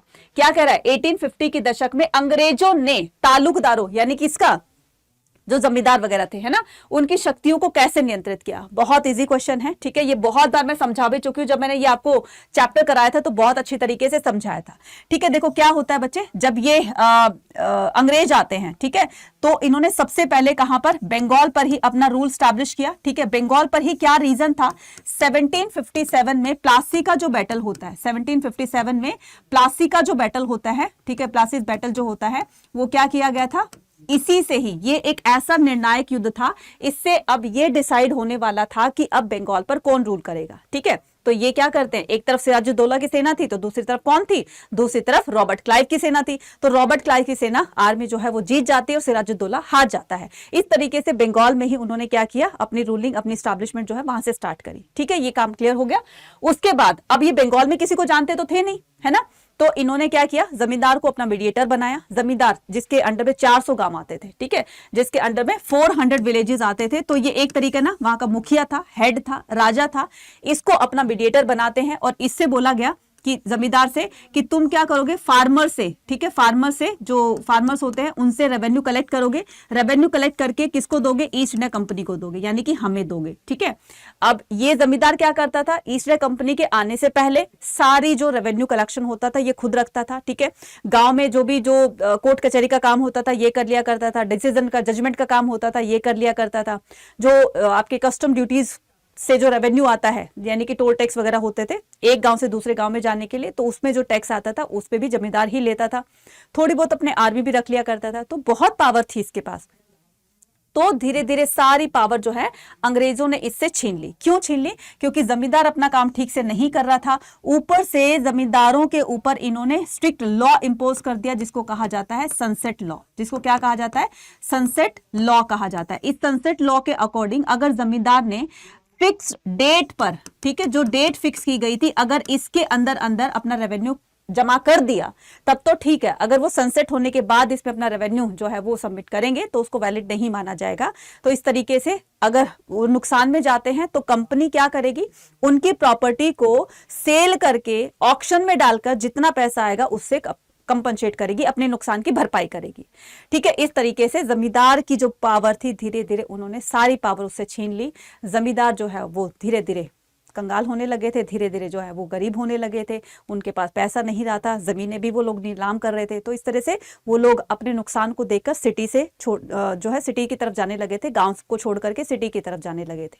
क्यों? क्योंकि वो नुकसान में आ रहे थे। क्यों इतनी प्रॉब्लम को फेस करेंगे? तो भाई जाहिर सी बात है कि नुकसान सहने तो बढ़िया है कि हम जाकर कहीं और ही रहने लग जाएं। तो इस तरीके से आपको 3 नंबर में लिखना है। हालांकि मैंने 3 से आपको 8 में बता दिया है, पर लेकिन आपको 3 ही पॉइंट लिखने हैं, ठीक है। चलिए नेक्स्ट मूव ऑन करेंगे। तो नेक्स्ट क्वेश्चन क्या कहता है, अब हम आ गए हैं किस पर, लॉन्ग क्वेश्चंस पर। ईसा पूर्व प्रथम शताब्दी को विश्व इतिहास में एक महत्वपूर्ण क्यों माना गया, उदाहरण सहित बताना है।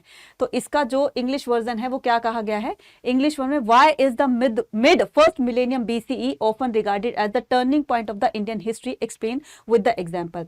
या तो ये करना है, या how did the art historian try to understand the Buddhism through the structures of the Sanchi, explain with the example. या फिर आपको ये करना है, यानी कि या तो आपको ये बताना है कि जो आपका फर्स्ट मिलेनियम था, ईसा पूर्व प्रथम शताब्दी को विश्व इतिहास में, ना कि इंडियन उसमें हिस्ट्री में, विश्व इतिहास में एक महत्वपूर्ण मोड़ माना गया है, उदाहरण सहित आपको डिस्क्राइब करना है।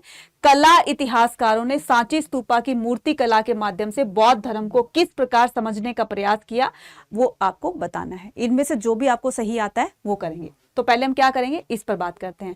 तो किस तरह से टर्निंग पॉइंट हमारे वर्ल्ड में आता है, पूरी वर्ल्ड में एक टर्निंग पॉइंट कैसे आता है, तो इसकी काफी सारी चीजें हम लोग आपको बताने वाले। वो क्या कि जैसे देखो, अगर मैं वर्ल्ड हिस्ट्री की बात करूं तो वर्ल्ड हिस्ट्री में मेसोपोटामिया एक ओल्डेस्ट सिविलाइजेशन मानी जाती है ना। तो ओल्डेस्ट सिविलाइजेशन में 4 ओल्डेस्ट सिविलाइजेशन बताई गई हैं। तो फर्स्ट मैं बताती हूँ आपको मेसोपोटामिया, ठीक है। फर्स्ट क्या बताती हूँ आपको, मेसोपोटामिया, ठीक है। सेकेंड आ जाती है हमारी क्या, हड़प्पा सिविलाइजेशन, ठीक है। क्या जाती है, हड़प्पा सिविलाइजेशन। थर्ड आ जाते हैं हमारे पास क्या, इजिप्ट सिविलाइजेशन। क्या आ जाती है बच्चे, इजिप्ट सिविलाइजेशन। और जो फोर्थ आती है वो क्या है, हमारी चाइनीज सिविलाइजेशन। क्या आती है बच्चे, चाइनीज सिविलाइजेशन। ठीक है, तो ये 4 ओल्डेस्ट क्या है, सिविलाइजेशंस है।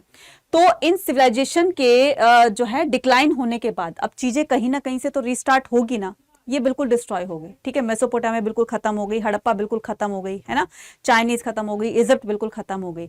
अब ये इनके डिक्लाइन होने के बाद कहीं ना कहीं से तो चीजें फिर से स्टार्ट होगी ना। तो हड़प्पा का डिक्लाइन होने के बाद इंडियन हिस्ट्री में भी तो एक टर्निंग पॉइंट आता है, नए नए स्टेट इमर्ज होते हैं। ऐसे ही वर्ल्ड हिस्ट्री में भी ये जब सिविलाइजेशंस जो थी वो डिक्लाइन हो जाती है, तो अब जो रीस्टार्टिंग होती है, ठीक है, हर चीज की रीस्टार्टिंग होती है, तो नए नए छोटे छोटे जो है वो क्या बनेंगे, स्टेट्स बनेंगे, सिटीज बनेंगी, है ना, एम्पायर्स बनेंगे। ठीक है, तो ये अब क्या बनेंगे, जनपद बनेंगे। ठीक है, तो बस आपको ये करना है कि इसमें पूरा का पूरा एक्सप्लेन कर देना है कि क्या बनेंगे, जन बनेंगे, जनपद से जनपद बनेंगे, है ना, जन से जनपद बनेंगे, और जनपद से फिर ये महाजनपद बनेंगे। ठीक है, और फिर महाजनपद में क्या होता है, एक राजा दूसरे राजा पर अटैक करके वो अपना पूरा का पूरा एम्पायर बना लेता है ना। इस तरीके से डिफाइन करोगे। और विश्व इतिहास में एक महत्वपूर्ण मोड़ क्यों माना जाता है, तो इसमें और भी कुछ वो कर सकते हो, ऐड ऑन कर सकते हो, जैसे आयरन माइंस के आने से, ठीक है, वो काफी ज्यादा इसमें डेवलपमेंट देखने को मिली। तो आयरन माइंस से आयरन निकाला जाता था, इससे टूल्स और वेपन्स बनाए जाते थे, मशीनों का निर्माण किया जाता था, है ना, मशीनों से काम बहुत तेजी से और इजीली हो जाया करता था। 10-10 लोगों का काम एक मशीनें कर दिया करती थी। ठीक है, इसके अलावा वो एग्रीकल्चर में भी इसको यूज किया करते थे आयरन को, है ना, तो इससे प्रोडक्शन बहुत अच्छी निकलती थी। तो ये जो डेवलपमेंट है ये ना सिर्फ इंडिया के बारे में बतानी है आपको, बल्कि पूरे वर्ल्ड लेवल पर बतानी है। क्लियर, तो इसमें क्या करोगे आप, पॉइंट्स बना करके लिख दोगे, पहले हेडिंग बनानी है और फिर उसके बाद में आपको इस तरीके से डिफाइन कर देना है। कला इतिहासकारों ने सांची स्तूप की मूर्ति कला के माध्यम से, अब देखो जो आर्टिशंस है ना, अब ये जो आर्टिशंस हैं इनमें बताना है आपको कि ये जो आर्टिशंस को किस तरीके से एक क्या मिलता है, how have the art historian try to understand the Buddhism through the sculptures at the Sanchi stupa. अब ये जो सांची स्तूपा का स्कल्पचर्स जो बताया गया ना बच्चे, ये क्या था, देखो स्तूपा ना ऐसे बनाए होते थे, ये स्तूप बनाए होते थे। ठीक है, तो ये जो स्तूप बनाए होते थे, स्तूप क्या होता था, जहां पर गौतम बुद्ध के बॉडी रेलिक्स, उनके महापरिनिर्वाण के बाद, उनके डेथ के बाद जो उनके बॉडी रेलिक्स बच गए थे, शरीर के अवशेष बच गए थे, वहां पर जहां इनको दफनाया गया था, तो वहां पर उनको स्तूप बना दिया गया है ताकि वो लोग उनको वर्शिप कर सके, जो भी उनके फॉलोवर्स हैं। इस स्तूप के ऊपर एक बालकनी लाइक स्ट्रक्चर होता था। तो जो भी स्तूप से क्वेश्चन आए तो इस तरह का आप क्या करना, थोड़ा सा डायग्राम बना देना। उसके बाद यहाँ पर छतरी होती थी, ये क्या होता था, इसको कहा जाता था अंडा। ठीक है, इसको क्या कहा जाता था, अंडा। ये हो गया आपका हर्मिका, ये क्या हो जाएगा, हर्मिका, और ये क्या हो गई आपकी छतरी, ये क्या हो गई बच्चे, छतरी हो गई। अच्छा, ये जो स्तूप होते थे, चाहे वो अमरावती स्तूपा था, सांची स्तूपा था, या कोई भी और भी स्तूप था, इन स्तूप के ना चारों तरफ क्या बने होते थे, गेट बने होते थे, चारों तरफ ना गेट बने होते थे। ठीक है, एंट्रेंस गेट बने होते थे। इन गेट्स में ना क्या होता था, इस तरीके से स्ट्रक्चर का काम किया होता था, मतलब बहुत सुंदर तरीके से इसमें पत्थरों की मूर्तियों को आकारा गया था। ऐसे नहीं कि बना करके फिर उसमें पेस्ट किया गया था, नहीं, उसी में ही गेट में ही पत्थर की बहुत सुंदर सुंदर से चित्रकारियां की गई थी, जो कि यूरोपियन देखकर इसको बहुत ज्यादा अट्रैक्ट हो जाते हैं और यूरोपियन इनको अपने साथ यूरोप में लेकर जाना चाहते थे, है ना। तो ये जो स्कल्पचर्स हैं, ठीक है, ये बौद्धिज्म को समझने में काफी ज्यादा क्या करते हैं, उनको हेल्प करते हैं। जैसे मान लो स्कल्पचर में दिखाया एक शलभंजी का, ठीक है, एक वो दिखाया गया है, मतलब गौतम बुद्ध को जो अगर हम अंदर की वो देखें तो वहां पर गौतम बुद्ध की मूर्ति रखी गई है। दीवारों पर जो है उनके जीवन से रिलेटेड बहुत सारी जो है आर्ट दिखाई गई है ना, चित्रकारी की गई है। गौतम बुद्ध को समझने के लिए वहां पर ना चित्रकारी को देखकर ही काफी कुछ अंदाजा लग जाता है कि इस तरह का बौद्धिज्म था। उनकी शिक्षाएं जो होती थी, जो लोगों को शिक्षाएं देते थे, तो उन शिक्षाओं पर भी चित्रकारी के थ्रू रीडर को बताने की कोशिश की है। जो भी विजिटर्स आते थे तो चित्र को देख करके और उन स्ट्रक्चर्स को देख करके और समझ जाते थे कि हाँ, बौद्धिज्म में इस तरह के रूल्स रेगुलेशंस रहे होंगे, टीचिंग्स रही होगी गौतम बुद्ध की, और वो किस तरह से वहां पर बैठ करके लोगों को शिक्षाएं देते थे, बॉडी रेलिक्स था उनका। तो सभी कुछ ना वो स्ट्रक्चर्स के थ्रू बताया गया है। तो बस आप क्या करोगे, इसको डिफाइन कर दोगे। ठीक है, अब हम क्या करेंगे, क्वेश्चन नंबर चलते हैं 19 पर। कबीर के दर्शन और शिक्षाओं का वर्णन करना है, इस्लामिक शिक्षाओं और दर्शन का वर्णन करना है। या तो आपको कबीर के फिलॉसफी और उसकी टीचिंग्स की का वर्णन करना है, या फिर आपको बताना है इस्लामिक शिक्षाओं और दर्शन का वर्णन करना है, ठीक है, या फिर आपको इस्लामिक किसके बारे में बताना है, इस्लामिक फिलॉसफी के बारे में और उनकी टीचिंग्स के बारे में, ठीक है। तो क्या करेंगे हम, पहले ये वाला करते हैं, कबीर के दर्शन और शिक्षाओं का वर्णन, ठीक है। तो इसमें हम देखने वाले हैं सेक्शन सी में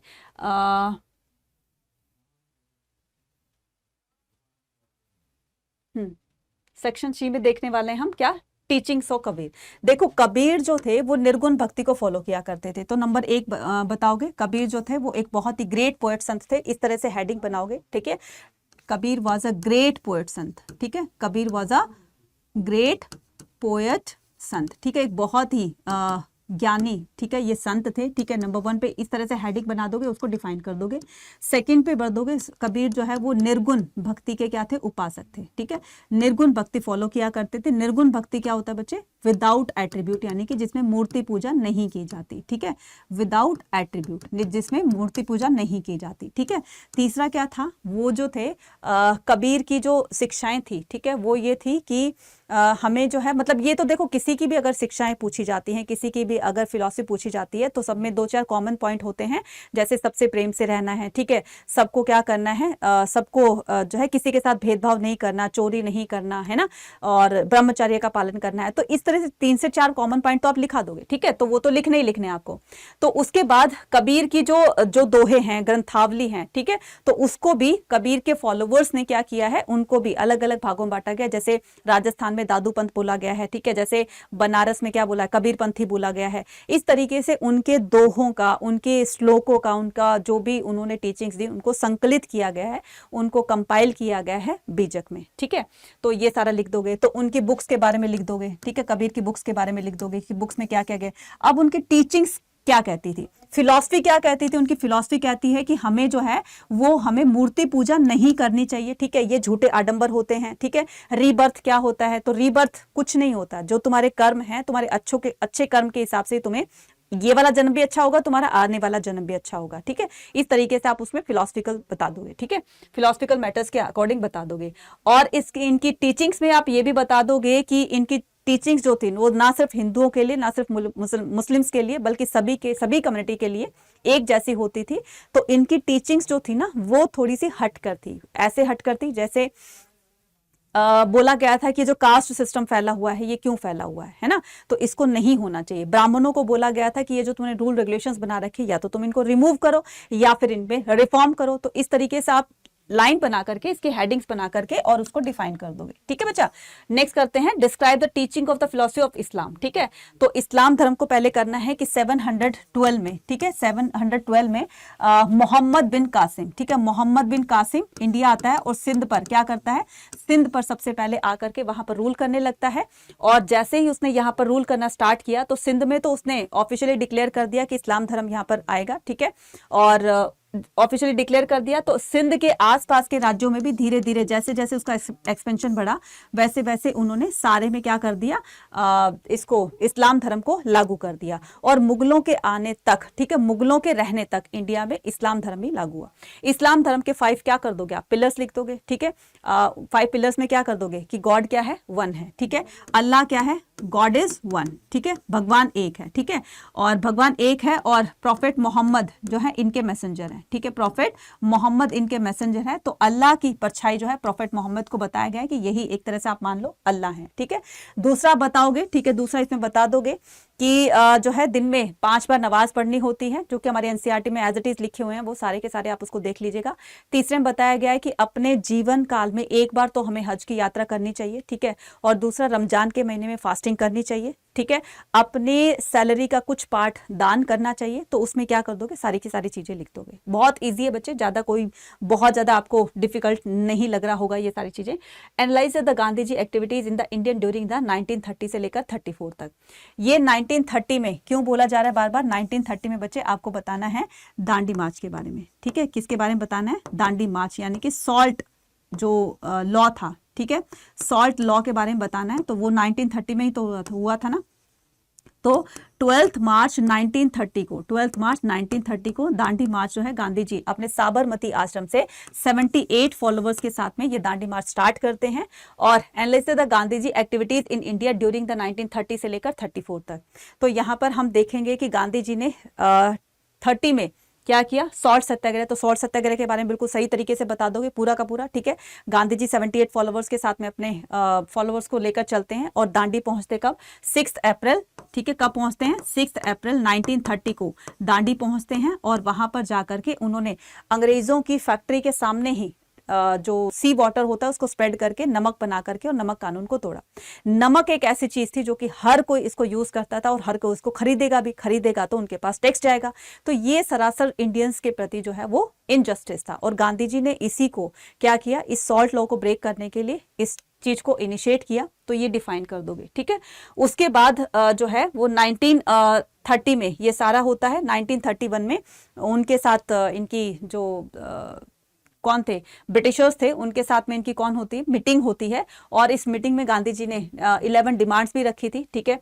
इरविन, ठीक है, किसके साथ में, लॉर्ड इरविन के साथ में क्या होती है, मीटिंग रखी जाती है।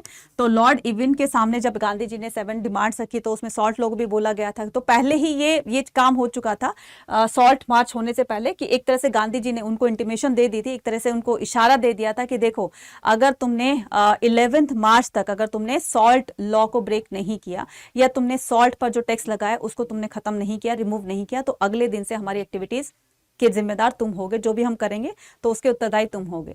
तो ये इन्होंने उसको ग्रांटेड लिया, ठीक है। वो कहते हैं कि ठीक है देखा जाएगा, तुम्हारी बात मान लेंगे, ये करेंगे, लेकिन उन्होंने ऐसा कुछ नहीं किया। तो गांधी जी ने 12 मार्च और 1930 को क्या कर दिया, दांडी मार्च स्टार्ट कर दिया। उसके बाद जब इस तरह की जोर शोर से जब राजनीतिक एक्टिविटीज बढ़ रही थी, पॉलिटिकल एक्टिविटीज बढ़ रही थी, तो इसके चलते अब जो ब्रिटिशर्स थे वो एक तरह से घबराने लगे थे, है ना। और उन्होंने कहा कि बातचीत के जरिए हम सॉल्यूशन निकालते हैं ना, तो अब first round table, second round table, third round table होगी, है ना। और गांधी जी जो है वो 1932 में, ठीक है, 1931 में क्या करेंगे, सेकंड राउंड टेबल में क्या करेंगे, राउंड टेबल में पार्टिसिपेट करेंगे और वो जाते हैं लंदन में अपनी बात रखने के लिए, क्योंकि उनको बुलाया गया था कि तुम्हारी बात को सुना जाएगा। तो गांधी जी वहां पर गए लेकिन इनकी बात को सुना नहीं गया, वापस मायूस होकर ये वापस आ जाते हैं और इस तरीके से वापस आकर के ये और जोर शोर से प्लान करते हैं कि अगला हमारा कदम क्या होना चाहिए। इस तरीके से क्या कर दोगे आप, 7 to 8 पॉइंट्स इसके बना दोगे। एम आई क्लियर बच्चा। अब ये क्या आते हैं, सोर्स बेस्ड क्वेश्चन आते हैं, ठीक है बच्चे। तो आपको क्या करना है, इनको बहुत अच्छे तरीके से पढ़ने, हिंदी इंग्लिश आपके पास में दोनों ही लैंग्वेज में आपको दिया होगा, जिस लैंग्वेज में समझ में आए। तो मुझे लगता है कि ये जो क्वेश्चन है बच्चों का बहुत पसंदीदा क्वेश्चन होता है। तो इसमें क्या करना है, बस आपको क्वेश्चन को क्या करना है, सर्च करके लिखना होता है, तो वो आप इजीली कर लेंगे, ठीक है। तो आपको 3 सोर्स बेस्ड क्वेश्चन दिए जाएंगे। तो सोर्स बेस्ड ये जो पैराग्राफ होते हैं इनको ध्यान से पढ़ करके और फिर आपको इनको आंसर कर देना है, ठीक है। फिर अब हम क्या करते हैं, यहां पर आते हैं किस पे, हम मैप बेस्ड क्वेश्चन पे। तो मैप बेस्ड क्वेश्चन में हम करेंगे क्या कि इंग्लिश वाले पार्ट में आते हैं, ठीक है। मैप बेस्ड क्वेश्चन में बताया गया है कि on the given political outline map of India, page number 27, इसमें बताया गया है कि locate and label the following with the appropriate symbol. Kannauj बताना है जो अशोका का इंस्क्रिप्शन है, राखीगढ़ी बताना है, मैच्योर हड़प्पा साइट, ठीक है। अजमेर बताना है जहां पर उनकी दरगाह है, ठीक है। Territory under control the Mughals या फिर मैसूर बताना है जो कि एन एम्पायर। तो ये क्या करेगा, आपके 3 मार्क्स जो है वो कैरी करेगा। इसके बाद आपका एक और क्वेश्चन दिया होगा जो कि मार्क किया होगा ए और बी से।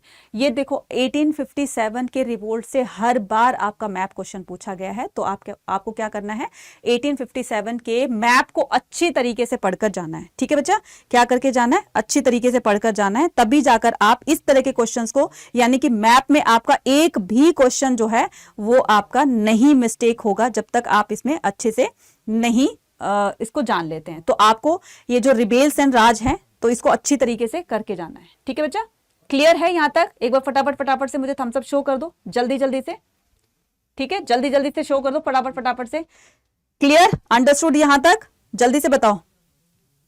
वेरी गुड, बहुत बढ़िया।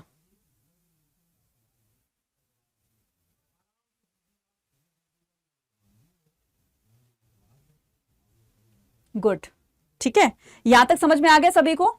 बहुत बढ़िया।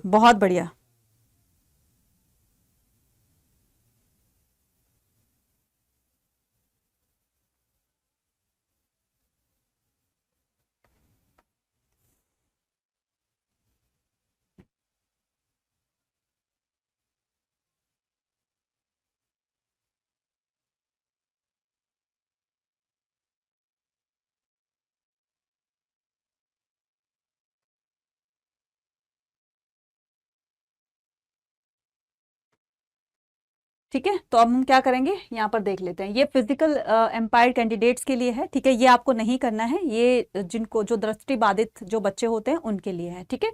तो अब क्या करेंगे, यहाँ पर देखते हैं, ठीक है। अब देखो, इसको देख करके आपको बताना है, जैसे ये ए और बी है, ए और बी में क्या क्वेश्चन पूछा गया था, ए और बी में क्वेश्चन पूछा गया था कि 1857 के रिवोल्ट से ये दोनों क्वेश्चंस पूछे गए हैं, और ये दोनों क्वेश्चन क्या थे, इसमें बताया गया कि marked A and B, identify them, write their name on the lines drawn near them. ठीक है, आपको बताना है कि ये कौन सा था, ठीक है, ये बताना है आपको, राइट। तो ये क्या है, ये गोवा है ना, और ये पूरा का पूरा क्या है, ये आपका वो है, क्या बोलेंगे इसको, महाराष्ट्र, ठीक है। तो आपको बताना है कि ये कौन सी जगह है, ठीक है।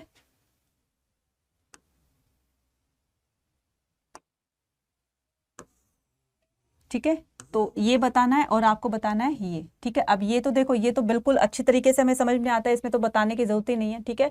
1857 के जो रिवोल्ट था, ये आपका क्या है, यूपी है, बिहार है, और ये क्या है आपका यूपी हो गया, बिहार हो गया, ठीक है, ये एमपी हो गया, ठीक है। तो आपको एरो करके ये बताना है कि ये कौन सी जगह है, ठीक है। ये क्या है आपकी, ये आपका बांग्लादेश है, ये क्या है, वेस्ट बंगाल है ना, जो अवध था, ठीक है। तो ये आपको यहाँ पर अवध करना है, ठीक है, यहाँ पर क्या करना है, अवध करना है, ठीक है बच्चा, यहाँ पर क्या करना है, अवध करना है, ठीक है। कलकत्ता भेज दिया गया था ना उनको, किनको, वाजिद अली शाह को, ठीक है। तो वो अवध के नवाब थे, तो उनको डिथ्रोन करके वहां भेज दिया गया, तो इधर आ जाएगा अवध। और ये जो है क्वेश्चन फटाफट से मुझे कमेंट सेक्शन में लिखकर आप मुझे इसका आंसर बताओगे, ठीक है। एक दो क्वेश्चन आप खुद भी थोड़ा सा लेबल करोगे ना, तो दिमाग में रहेगी, ठीक है। तो इस तरीके से आपको मुझे बताना है। नेक्स्ट जो इसमें पूछा गया है कि आपका कि जो ये मैसूर है, ठीक है, मैसूर कहाँ पर है, मैसूर एक साम्राज्य है, ठीक है, और मैसूर को बताना है कहाँ पर, ये कर्नाटका में है, ये आपका कर्नाटक में है, ठीक है। तो मैसूर आप लोकेट कर दोगे, देखो थोड़ा सा ऊपर नीचे हो जाता है तो कोई दिक्कत नहीं है, आपको पूरे के पूरे मार्क्स इसमें मिल जाएंगे, ठीक है। तो आपका मैसूर ये कहाँ, ये पे पूरा क्या है बच्चे, कर्नाटक है, ठीक है। तो कर्नाटक में मैसूर को लोकेट कर दोगे, ठीक है, ये क्या हो जाएगा आपका, मैसूर हो जाएगा, ठीक है, ये क्या हो जाएगा, मैसूर हो जाएगा, राइट। उसके बाद क्या पूछा गया है, उसके बाद आपका पूछा गया है मैप बेस्ड क्वेश्चन से, जो नेक्स्ट क्वेश्चन पूछा गया है वो है आपका क्या, अजमेर। तो ये कहाँ पर है आपका, मैसूर, या तो ये करना है या ये करना है। अजमेर कहाँ पर है, राजस्थान में, ठीक है, अजमेर कहाँ पर है, राजस्थान में, और राखीगढ़ी कहाँ पर है, हरियाणा में, ठीक है।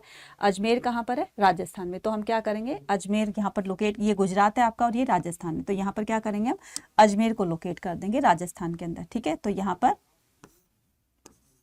अजमेर, ठीक है, अजमेर हो गया, अजमेर, ठीक है। उसके बाद राखीगढ़ी बताना है, तो ये क्या है आपका, हरियाणा, ठीक है, और हरियाणा के अंदर ही क्या है, राखीगढ़ी है, ठीक है। हरियाणा के अंदर क्या है बच्चे, राखीगढ़ी, राइट बच्चे। यहाँ पर क्या है आपका, राखी घड़ी, ठीक है, ये राखीगढ़ी है। तो इस तरीके से क्या कर दोगे, सारे अच्छी तरीके से आपके 5 नंबर कहीं नहीं जाने, अगर आपने सही से उसको लेबल कर लिया, लोकेट कर लिया तो, ठीक है। तो हमने कर लिया है आज थर्ड PYQ कर लिया है। तो ये जो आपको PYQs हम लोग दे रहे हैं ना, तो ये आपके बहुत बहुत ज़्यादा काम आने वाले हैं। देखो बच्चे, अभी जो है वो गवर्नमेंट ने भी कहीं ना कहीं, गवर्नमेंट को भी लग रहा है, क्योंकि इलेक्शन आ रहे हैं ना, और इलेक्शन के बेस पर जो है वो टीचर्स जो है, मतलब इलेक्शन की वजह से टीचर्स हैं, जो गवर्नमेंट टीचर्स हैं वो बिजी हैं इलेक्शन में, क्योंकि उनकी ड्यूटी वगैरह लगती है, इस वजह से वो सिलेबस को कंप्लीट नहीं कर पा रहे हैं। सिलेबस कंप्लीट नहीं हो जाए तब तक आपके प्री बोर्ड नहीं होंगे। तो सिलेबस 30% सिलेबस उनका कंप्लीट हुआ है, 70% रहता है। बहुत सारे बच्चे ऐसे होंगे जिनका अभी तक भी सिलेबस कंप्लीट नहीं हुआ है, और बोर्ड एग्जाम आने वाले हैं फैब में, ज़्यादा टाइम तो रहा नहीं है ना। तो आपको इस सिचुएशन में तैयारी करने का, जो प्रिपरेशन करने का जो टाइम है वो बहुत ही कम है आप लोगों के पास, और फिर जस्ट उसके बाद में आपका CUT का एग्जाम हो जाएगा। तो आपको घबराना नहीं है, आपके पास तो एक क्या है, एक ब्रह्मास्त्र है, ठीक है। अब वो ब्रह्मास्त्र क्या है, यहाँ पर देखिएगा जरा, ठीक है। अब वो ब्रह्मास्त्र क्या है, ये आपको CUET प्लस बोर्ड एग्जाम की टेंशन जो है वो आपकी दूर कर सकता है। कौन सा, CUET का महापैक बच्चे, ठीक है। तो आपको क्या करना है, CUET का आपको अड्डा 24/7 की एप्लीकेशन को डाउनलोड करना है, फिर वहां पर जाना है आपको ऑल कोर्सेज पे, यहाँ पर जाना है आपको अंडरग्रेड एंट्रेंस एग्जाम। अब ये मत सोचिएगा कि मैडम ये तो जो है वो CUT के लिए, नहीं, ये आपके बोर्ड एग्जाम प्लस CUT दोनों के लिए है, ठीक है। तो जितना डिले करोगे उतना ही अपने एग्जाम में जो है वो एक तरह का जो तुम्हारे ऊपर प्रेशर है ना किसी चीज का, कि एग्जाम में हम लोग कैसे तैयारी करेंगे, करेंगे, ठीक है, कहाँ से तैयारी करेंगे, एग्जाम में अच्छे मार्क्स लाने हैं लेकिन कैसे लेकर आएंगे, अभी तक हमने कुछ पढ़ा ही नहीं है, पढ़ेंगे कैसे जब तक हमारा सिलेबस कंप्लीट नहीं हुआ। इसमें आपको सिलेबस भी कंप्लीट कराया जाएगा, ना सिर्फ कंप्लीट कराया जाएगा बल्कि कंप्लीट कराने के बाद हम 3 से 4 बार इसकी अच्छी से पूरे सिलेबस की रिवीजन लेकर जाएंगे। ठीक है बच्चा, इसमें साथ साथ में आपको PDF, notes, practice question, PYQ सब कुछ इसके अंदर है। किसके अंदर बच्चे? महापैक के अंदर।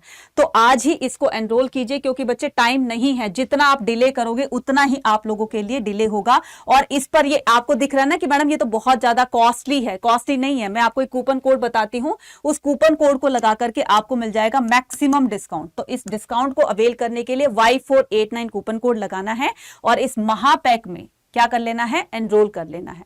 तो बच्चे अगर आप वाकई में सीरियस हो ना और सच में टेंशन है आपको अपने बोर्ड एग्जाम प्लस सीयूटी को लेकर के कि तैयारी कहां से करोगे, तो तैयारी आपकी यहां से होगी। हम लोग आपको तैयार कराएंगे दोनों एग्जाम के लिए। तो जल्दी से जाकर के और क्या कर लो, इसमें एनरोल कर लो। और एनरोल करते ही क्या करोगे, आप अपनी तैयारी को स्टार्ट कर दोगे और एग्जाम से पहले पहले पूरा सिलेबस आप कवर कर लोगे। ठीक है, तो ये हम क्या करते हैं और ये हमारी आप लोगों से एक तरह की एश्योरिटी है। तो आप इस एश्योरिटी को थोड़ा सा क्या बनाइए, अपना हथियार बनाइए और जल्दी से महापैक में एनरोल कर लीजिए और वहां पर अपनी तैयारी को बूस्ट कीजिए। ठीक है, मिलते हैं अपनी नेक्स्ट वीडियो में। टिल देन टेक केयर बच्चे, बाय बाय।